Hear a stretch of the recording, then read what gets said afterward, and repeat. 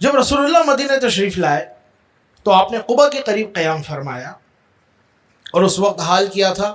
مدینے والے کئی روز سے انتظار کر رہے تھے کہ کب رسول اللہ کی سواری کی زیارت ہوتی ہے۔ وہ انتظار میں اپنے گھروں کی چھتوں پہ چڑھ جایا کرتے تھے، وہ درختوں پہ چڑھ جایا کرتے تھے، اور پھر جب ایسا ہوا کہ جب انہیں جانب بطحا سے جان عالم صلی اللہ علیہ وسلم کی آمد کے آثار نظر آئے تو وہ وارفتہ ہو گئے، لوگ اپنے اپنے مکانات سے نکل آئے اور نکل کر میدان کے اندر دوڑنے لگے۔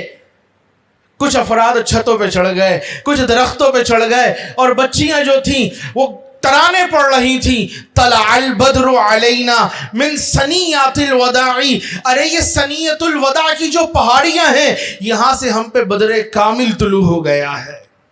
ہم تو اندھیروں میں تھے،